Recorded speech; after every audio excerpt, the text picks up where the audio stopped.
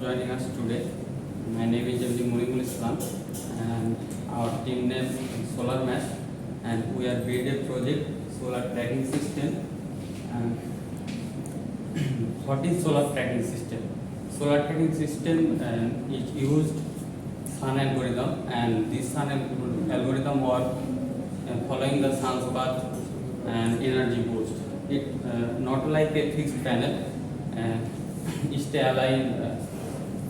aligned sun direction properly and energy boost.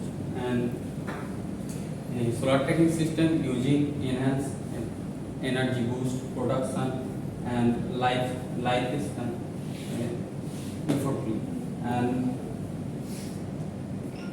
And our project writing principle described by MD SM Muqtadir.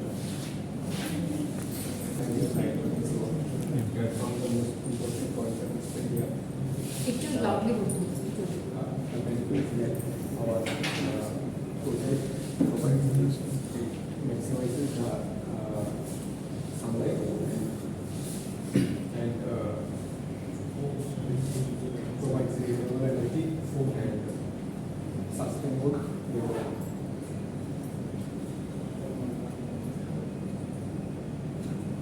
We have used solar panel Arduino R3 register area for licensing, submitted for rotation, jumper cables. Our next slide will present. My name is Jawad Ahmed. Now I will describe our project board diagram. This is our project board diagram. Here we use two Arduino R3, two sensor, two 10K register and one submitter. Here is two sensor. We use one jumper wire between two sensor one side, and then we can connect Arduino R3 ground point. And now we are two 10K resistors connect between two sensors another side, and then we can jumper wire connect to Arduino R3 5 port.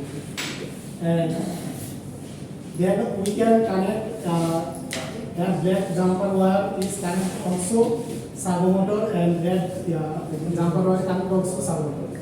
And another jumper wire connect Arduino R3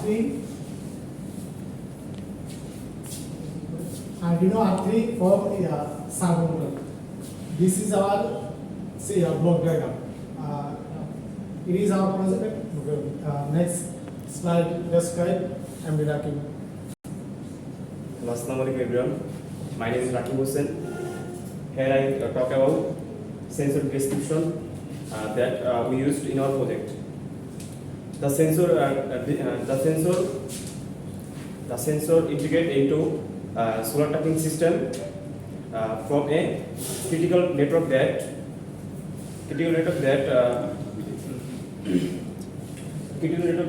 gathers the data on sunlight's intensity, panel tilt, and geographical coordinates. This sensor work in concern to provide real-time information about the sun's position and about the sun position, enabling the solar tracking system to make a rapid and accurate adjustment. This technology underscores the efficiency and effectiveness of solar tracking system in optimizing energy capture. Thank you. Next slide. Describe. Thank you.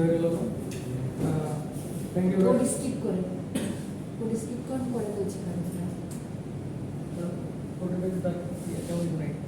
আপনি ফুল প্রজেক্টটা explain করেন in short,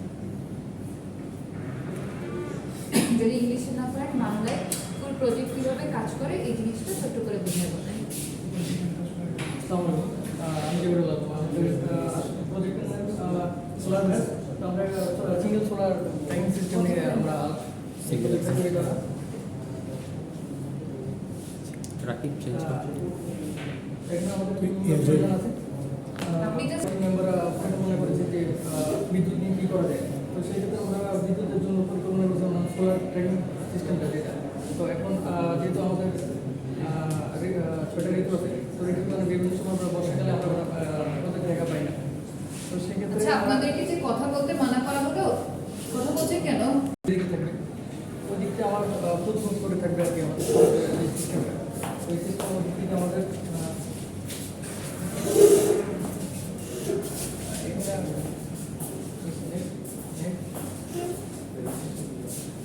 আমরা প্রথমে solar panel নিয়েছি Arduino 3 10 KG register, তারপর এলইআরএস যেটা আমাদের সূর্যের অবস্থান বোঝার ক্ষেত্রে এবং সাবন মোটর সেখানে আমাদের সোলার প্যানেলটা মুভ করার ক্ষেত্রে আমরা ব্যবহার করছি, এবং জাম্পার কেবল আমাদের কানেকশনের ক্ষেত্রে আমরা ব্যবহার করতেছি এখানে।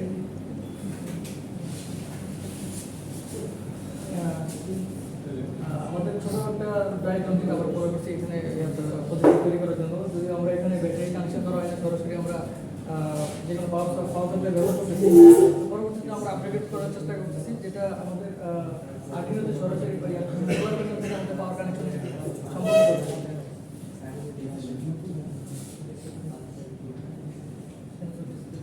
ওকে, ঠিক আছে।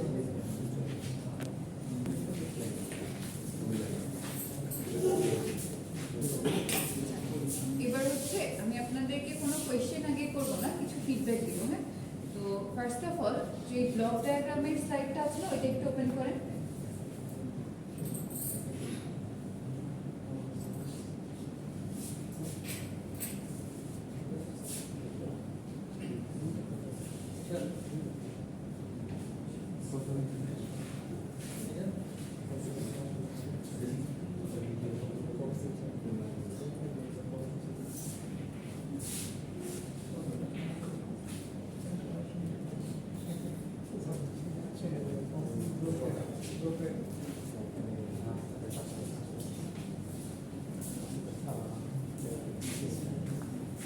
আচ্ছা, যে ব্লক ডায়াগ্রাম যেটা, আচ্ছা এখানে একটা মেজর ভুল আছে, বলেন তো কি? না, তাদের দিকে আমি যাচ্ছি না, নর্মালি ব্লক ডায়াগ্রাম কি এটা? আমি যে স্লাইড আপনাদেরকে দেখিয়েছিলাম, আপনারা যেটা এখানে অ্যাড করছেন এটা টোটালি হচ্ছে আপনাদের প্রজেক্টের সার্কিটটা, বুঝতে পেরেছেন? এটাকে সার্কিট ওভারভিউ বলতে পারেন প্রজেক্টের, অথবা সার্কিট ডায়াগ্রাম আমরা মেনলি প্রোটিয়াসে বা যে কোনো ফিজিক্স সফটওয়্যারে ড্র করি। আর ব্লক ডায়াগ্রাম হচ্ছে আপনি কোনো কম্পোনেন্ট এখানে শো করবেন না, এরকম জাস্ট বক্স বক্স করে করে দেখানো হয় না কোথা থেকে কানেকশন কোথায় গেছে, ওইটাকে বলা হচ্ছে ব্লক ডায়াগ্রাম। ঠিক আছে, তো আপনাদের স্লাইডটা যেমন লাস্টের দিন অনেকে কালারগুলো ইয়েলো কালার ইউজ করছিলেন, দেন হলো বিভিন্ন ধরনের কালার ব্যবহার করছিলেন, ওইরকম আপনারা করেন নাই, ব্যাকগ্রাউন্ড নেভি ব্লু রাখছেন, ফাইন। কিন্তু ওই যে সাইডের যে দাগগুলো আছে না, নেক্সট টাইম যখন নেবেন এই জিনিসগুলো আর কি যাতে না থাকে এটা একটু মাথায় রাখবেন। এটা গেল একটা। এবার কোডের স্লাইডটা দেখুন। আর যারা কথা বলছেন, যদি কথা বলার দরকার লাগলে কাইন্ডলি ক্লাস থেকে বের হয়ে যান। আচ্ছা, এই সিস্টেম কোড যেটা, এটা হচ্ছে কখনো স্লাইডে অ্যাড করতে হয় না, ওকে? কারণ কোডটা কি মানে কেন আমরা ইউজ করি, এটা একটা কনফিডেন্সিয়াল ব্যাপার না? ধরেন আপনি এখন বলতে পারেন আমি এটা গুগল থেকেই নিয়েছি, ফাইন, আপনি গুগল থেকেই নিয়েছেন, কিন্তু আমাদের প্রেজেন্টেশনের উদ্দেশ্য কিন্তু এই একটা কোর্স পার করা না, ওকে? আমাদের প্রেজেন্টেশনের উদ্দেশ্যটা হচ্ছে ওভারঅল আমরা কিভাবে একটা জিনিস প্রেজেন্ট করব ইন ফিউচার, ওইটাও হচ্ছে মাথায় রেখে কাজ করা। তো কখনো হচ্ছে সিস্টেম কোড বা যে কোনো ধরনের কোডিং আপনারা স্লাইডে দিবেন না। আমি কিন্তু রিপোর্টের কথাও বলেছিলাম যে রিপোর্টে কেউ যদি কোড দিতে চান দিতে পারেন, যদি না দিতে চান এটা ম্যান্ডেটরি না। আপনারা যখন হয়তো বা ফাইনাল ইয়ারের প্রজেক্টগুলো সাবমিট করবেন তখন বলতে পারে ফ্যাকাল্টিরা যে কোড দিতেই হবে, তো ওইটা আলাদা হিসাব। বাট আপনি যখন প্রেজেন্ট করছেন, যদি আপনি সিস্টেম কোডটা বোঝাইতেই চান, সিম্পলি হচ্ছে এটা কিভাবে কাজ করছে এটা বোঝাই দিবেন, ওকে? আর কোড এরকম লাইন টু লাইন ধরে ধরে আসলে আপনি অডিয়েন্সকে এক্সপ্লেন করারও কোনো দরকার নাই, কারণ আপনার প্রজেক্ট ওয়ার্কিং কন্ডিশনে আছে কিনা বা আপনি যে আউটপুট আনতে চাচ্ছেন ওইটা হচ্ছে কিনা, এটাই হলো মেইন দেখার বিষয়। ঠিক আছে, আমি জাস্ট আপনাদেরকে পয়েন্টগুলো ধরাই দিচ্ছি যাতে নেক্সট টাইম ভুলগুলো না হয়। এরপর আপনাদের একদম শুরুর স্লাইডে যান। টোটাল নাম্বার অফ স্লাইডস কয়টা ছিল বলেন তো? আমরা এই যে মিট আওয়ার টিম, দেন হলো ইন্ট্রোডাক্টরি, থ্যাংক ইউ, এই তিনটা স্লাইড বাদ দিলাম, তারপরে কয়টা ছিল? 7টা। আপনারা মেম্বার কয়জন? 5জন মেম্বার। এর মধ্যে হচ্ছে ইন্ট্রোডাকশনের একটা স্লাইড গেছে, তারপরে হলো আপনার ওই কম্পোনেন্ট লিস্টের একটা স্লাইড গেল। তো এভাবে হলে যে প্রবলেমটা হচ্ছে আপনারা নিজেরাও হয়তো বুঝতে পারছেন যে ব্যাপারটা এমন হলো না যে একজন মেম্বার আসছে আর যাচ্ছে, মানে যখন আপনি ধরেন একটা প্রোডাক্ট কারোর কাছে বিক্রি করতে যাচ্ছেন, আমি এইভাবে জাস্ট কনসিডার করলাম যে আমি এই প্রোডাক্টটা মার্কেটে সেল করবো, ওকে।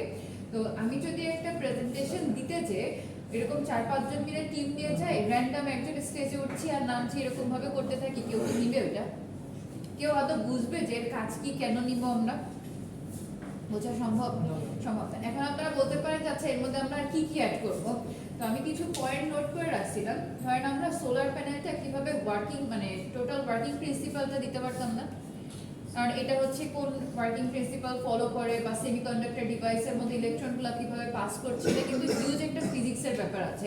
তো একজন মনে করেন মেম্বার আপনি ওইদিকে গেলেন যে সোলার প্যানেলটা অ্যাকচুয়ালি কিভাবে ওয়ার্কিং, মানে ওয়ার্কিং কন্ডিশনে থাকে, অ্যাকচুয়ালি হাউ ইট ওয়ার্কস, ওকে। তো এটা একজন ধরেন বলে চলে গেলেন, আরেকজন এই সোলার প্যানেলের অ্যাডভান্টেজ ডিসঅ্যাডভান্টেজ এগুলো নিয়ে কথা বললেন। সোলার প্যানেলের অ্যাডভান্টেজটা কি? এটা হচ্ছে আমাদের রিনিউয়েবল এনার্জি, রাইট? তো বিভিন্ন ধরনের যে রিসার্চগুলো আছে, ধরেন যে কোল, গ্যাস, এগুলো কি একদিন শেষ হয়ে যাবে।